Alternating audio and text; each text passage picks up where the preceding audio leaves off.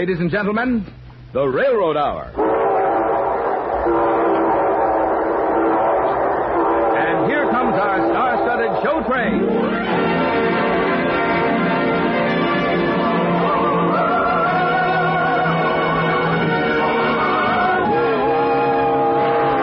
Tonight, the Association of American Railroads presents a new American operetta, Night Music, starring Gordon MacRae and his charming guest, Dorothy Warren Show.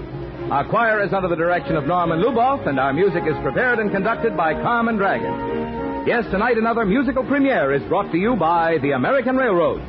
The same railroads that bring you the food you eat, the clothes you wear, the fuel you burn, and the multitude of other things you use in your daily life. And now, here is our star, Gordon MacRae.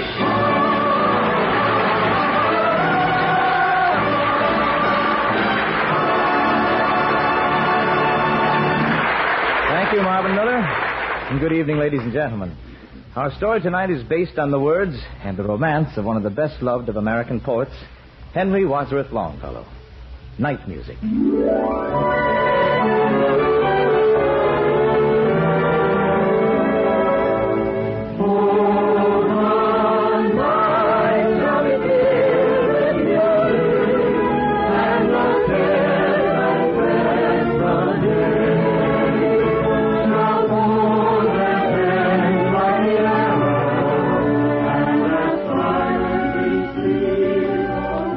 H.W. Longfellow, 1836, Interlaken, Switzerland. On this, the summer of my 29th year, I have met a girl. Her name is Frances Elizabeth Appleton. Tonight I walked by her hotel. All the windows of the inn had shut their eyes for the night, but I knew she was there. And so under the starlight, I wrote a verse to her. Stars of the sun.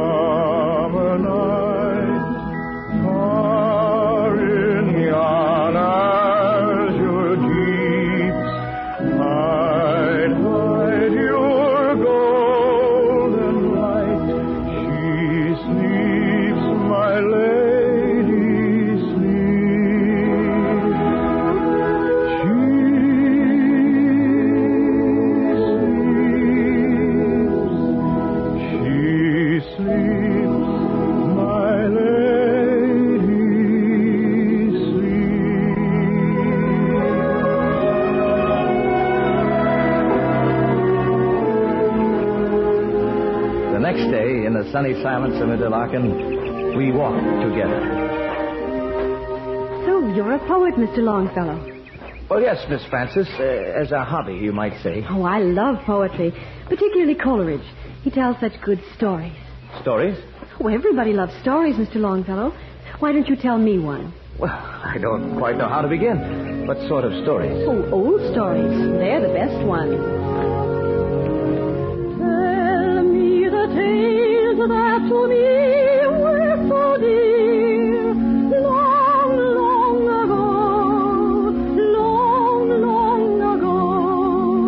Sing me the songs I delighted to hear, long, long ago,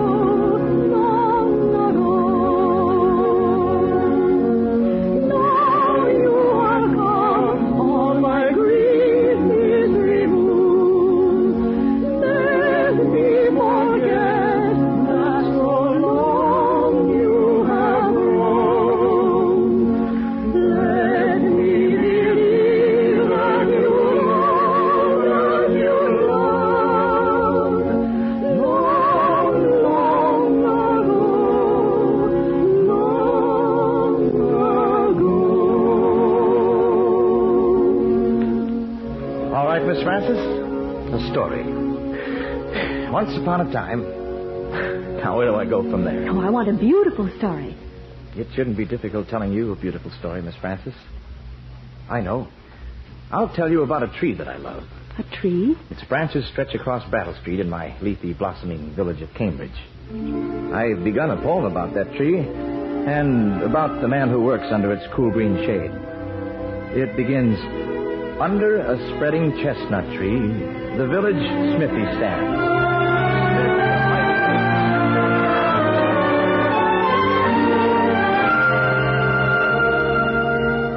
Journal for July 13th, 1843. 7 years have passed since that day in Interlaken. Today, Frances became my wife, and I am the happiest man on the face of the earth.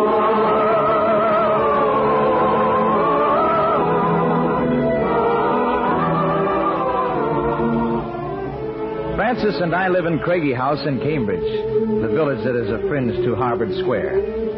Each day I tip my hat to my favorite chestnut tree. Each evening I tuck my daughters into bed, and by candlelight I greet the lovely night. Well, let me read to you, Henry. Well, be very nice, my love. Now close your eyes. There's something I want you to hear. Good. Something light and frivolous. No, listen. Tell me not in mournful numbers, life is but an empty dream. Where did you get that? This is the Knickerbocker Magazine for October 1838. A Psalm of Life, author, anonymous. Oh? Well, I suppose it was written by somebody we know? Yes, and his name is Henry Longfellow. Why have you hidden it, Henry? Well, it's a voice from my inmost heart, Frances. Besides, I never thought too much of it. It's just a little verse. A little verse? Oh, like a little diamond or a little child. Oh, my beloved, it sings. The words sing. Tell me not in mournful numbers, life is but an empty dream. For the soul is dead that slumbers, and things are not what they seem. Life is real, life is his, and the grave is not its goal. Dust thou to dust returnest was not spoken of the soul. Not enjoyment and not sorrow is our destined end or way. But to act that each tomorrow finds us farther than today. Art is long and time is fleeting, and our hearts so stout and brave, still like muffled drums are beating funeral marches to the grave. In the world's ordeal of battle, in the bivouac of life,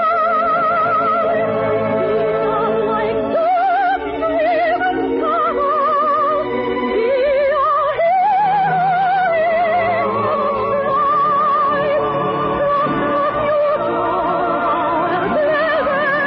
Let the dead past bury dead.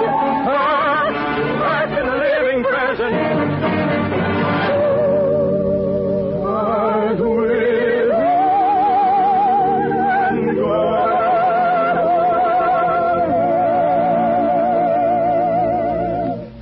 and lives of great men all remind us we can make our lives sublime, and departing leave behind us footprints on the sands of time. Footprints that perhaps another sailing o'er life's solemn main, a forlorn and shipwrecked brother seeing his shell take part again. Let us then be up and going with our heart for anything. Still keeping, still pursuing,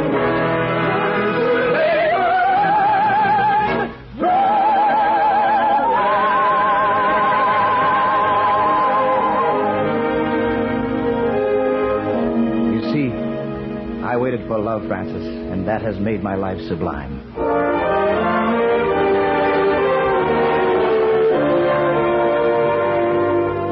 Journal of H.W.L., Tuesday, the 9th day of July, 1861. I sat in my study. Frances was downstairs sealing some letters with wax. I was composing a verse. And suddenly I heard a scream. I rushed downstairs.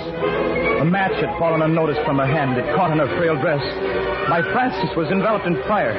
I tried to smother the flames with a rug. Her face twisted in agony. The flames died out, but she fell to the floor.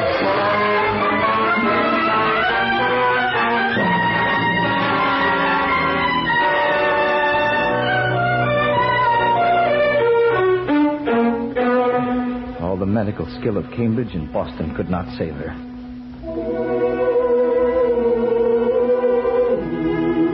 And so I sit, staring into the night. Terrible, lonely, empty night. Black night. Oh, you distant stars. Hide your golden light. She sleeps, my lady sleeps.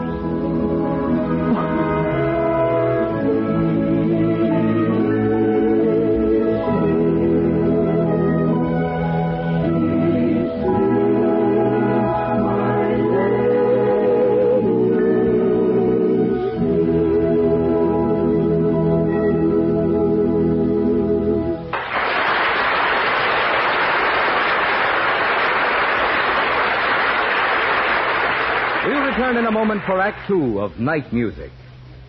It's hard to realize that about half the history of railroads in the United States could have been covered in the working lifetime of one man. And it's even harder to realize the tremendous advances made by the railroads in that length of time. That's why I was glad to have the chance to interview a New England conductor, Ross Haycock of Calais, Maine, who retired the other day after 67 years of serving the public by working on the Maine Central Railroad and its predecessors. And here, in Mr. Haycock's own words, are just some of the changes in a lifetime spent in railroading. Yes, Mr. Miller, things have changed mightily since I started railroading. In those days, wood-burning engines were still being used, and now we are pulling trains by electricity made right on the locomotives by diesel engines. Instead of having to stop trains by running along the tops of the cars and setting brakes by hand, we stop them smoothly and safely by compressed air control from the engines. And train movements are guided these days by automatic electric signals, which tells the engineer what is ahead. Then there is centralized traffic control, so that one man can direct the movement of trains over maybe 200 or 300 miles of track by simply throwing the switches and setting the signals which control the movement. To supplement these signals, there are train telephones, so that the conductor and the engineman may talk to each other, or they may talk to the man in the signal tower or stations. Yes, railroading has come a long ways in my working lifetime. But when I started, we never dreamed that we would live to see such things as air-conditioned passenger cars, clean and comfortable in the summer as well as in the winter, and streamlined trains. In those days, the railroads had just brought about the use of standard time zones all over the country, and had just achieved standard gauge of track. And, of course, Mr. Haycock, that made it possible for the cars of any railroad to run on the tracks of any other. You know, I wonder how many people ever stop to think what that means. Not just to the railroads, but to you and me and all the rest of us. To be able to make through shipments all over the American continent, anywhere the railroads go. Thank you, Mr. Haycock, for this glimpse of the changes in railroading in your lifetime. With all these changes and improvements, and with the others that certainly will be made in the future, the fundamental idea of trains of cars pulled by locomotives and running on rails will remain. For there is nothing like railroads which can do so well and so economically the big basic job of transportation, which this country of ours needs to stay healthy and strong.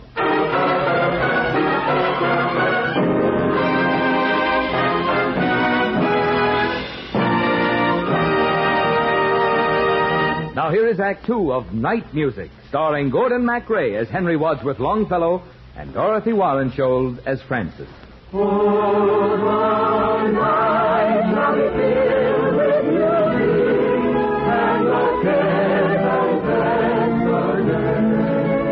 Journal of H.W.L. No date. Any date. For 18 years, I was a happy man. Now I am emptiness. How can I live any longer? How can I walk the stairs of Craigie House? How can I sit here and write? Hey? Father? Oh, who is it? Alice Allegra? It's Edith, Father. May I come in? No, child. Go away. I'll see you tomorrow. Probably tomorrow. Yes, Father. What am I going to do? Francis, I am nothing. It's not a father, not a poet, not even a human being.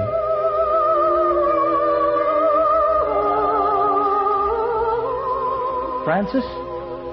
Francis, where are you? I hear you. I hear your voice like music in the night. I am here, my beloved. Oh, Francis, stay with me. I need you. Your children need you, too. I can't reach them. Help me. A poet should read his own poetry. Do you remember? Let us then be open to doing with a heart for anything, still achieving, still pursuing, learn to live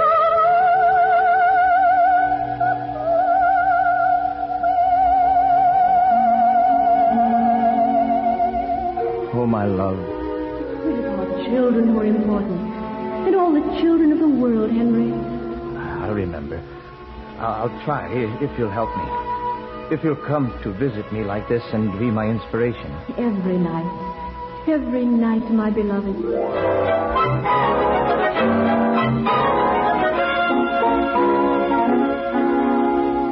Edith? Father, I'm so glad to see you. You're always hidden away in your study. Well, now, that's all going to be changed. Edith, I've written a little verse, especially for you. You listen. There was a little girl who had a little curl right in the middle of her forehead. And there it is. There's the curl. Oh, Father. And when she was good, she was very, very good. But when she was bad, she was horrid. Oh, Father. I don't think I like that verse. I don't like it at all. Oh, Edith, I didn't mean Edith.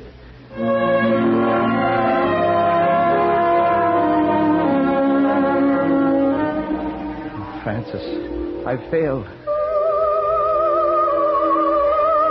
Francis, tell me what to do. You must be a father and a mother to our children. How? Tell me how. Now, what do you know about them? Our eldest daughter, how old is she?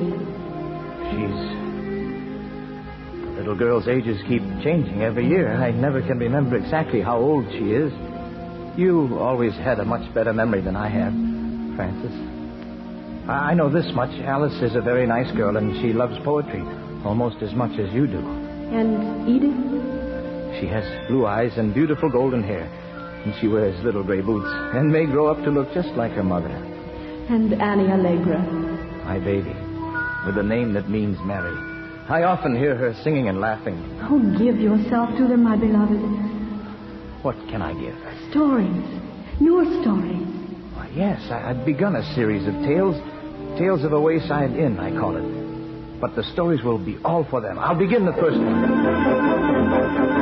Listen, my children, and you shall hear of the midnight ride of Paul Revere on the 18th of April in 75. Hardly a man is now alive who remembers that famous day and year.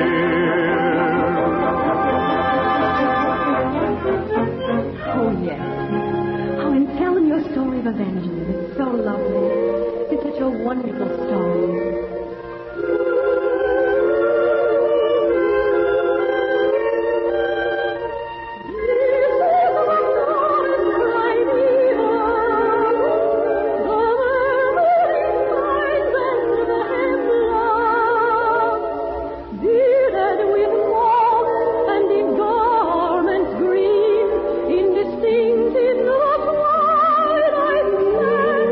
Like ruins of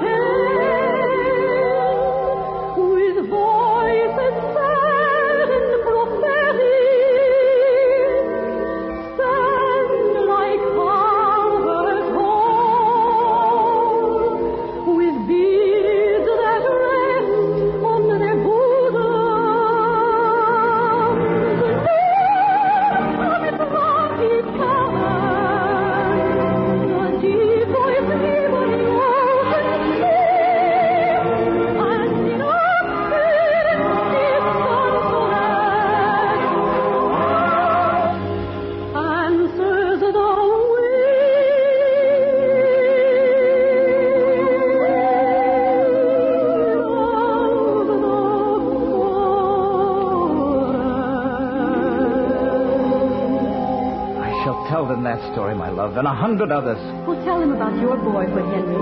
You wrote such a lovely poem about it.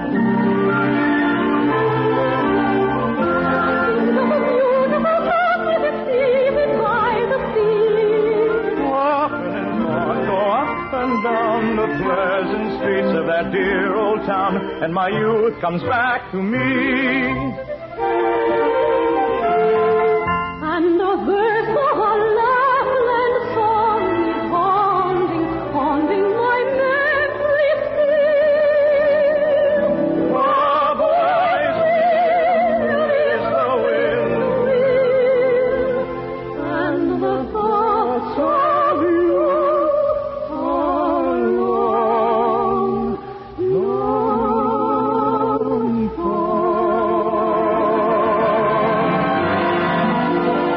Yes, my love, I shall tell them stories every day.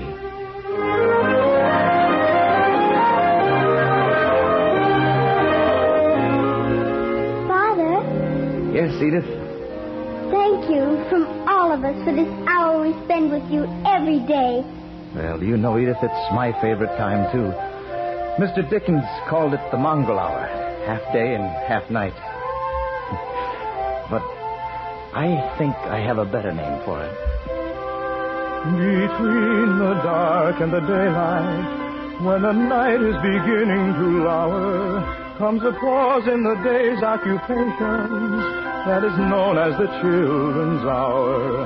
I hear in the chamber above me the patter of little feet, the sound of a door that is opened, and voices soft and sweet.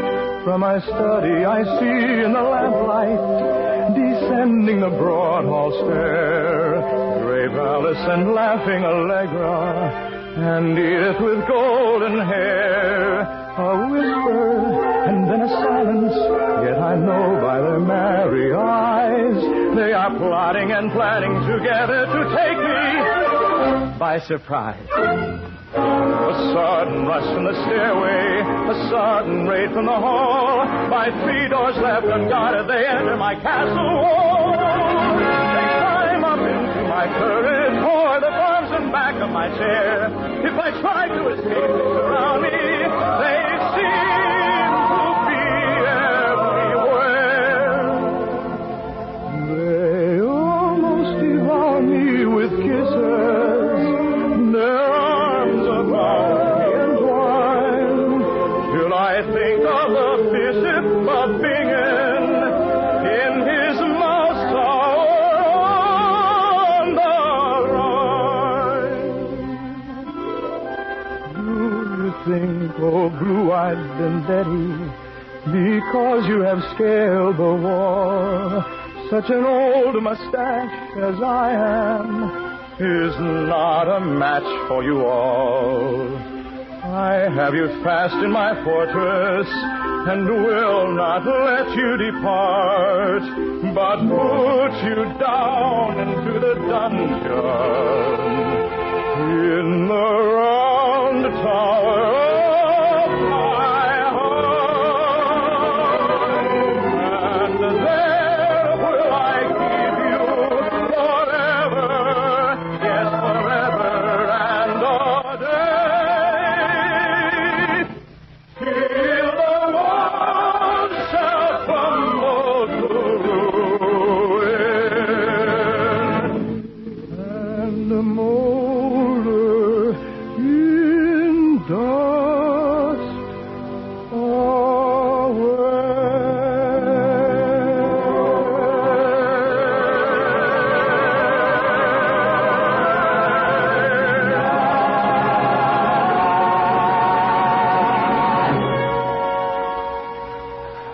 Francis. Oh, my love, it is good. Spring arrived today quite suddenly, bursting upon the world as a child bursts into a room with a laugh and a shout and hands full of flowers. And you are with me always, not only at starlight time. Of course I am with you, Henry. Have I told you about our chestnut tree? Yes, I know. I counted the tears in your eyes. Why did they have to cut it down, I said. Is it so important to widen Brattle Street? But then I sighed and said goodbye to our tree. Today they came here, the children of Cambridge, and brought me this chair, this throne I sit in. It's made from the wood of our chestnut tree. And do you know what they said, Francis? Yes, my love. I heard them. Thank you, Mr. Longfellow, they said, for giving us stories to read and songs to sing. Oh, my beloved. Out of the shadows of night, the world rolls into light. It is daybreak everywhere.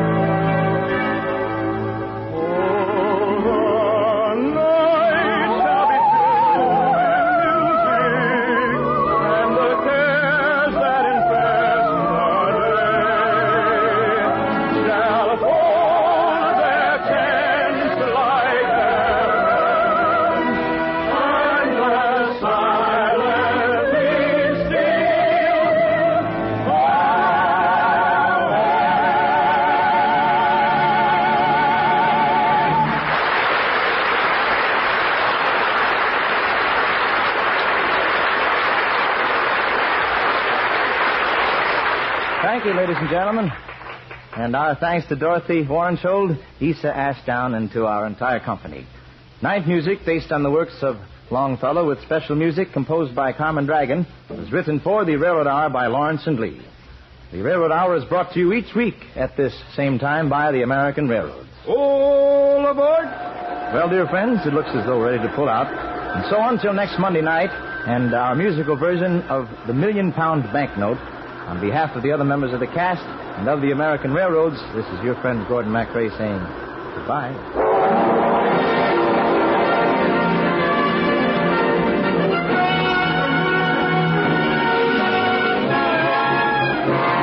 Gordon MacRae can soon be seen in Three Sailors and a Girl in Technicolor.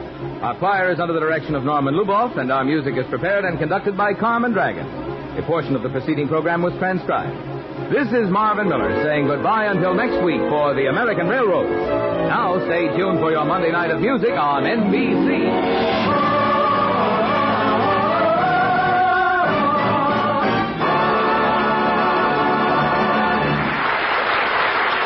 Tonight, The Voice of Firestone features Robert Rounceville on NBC.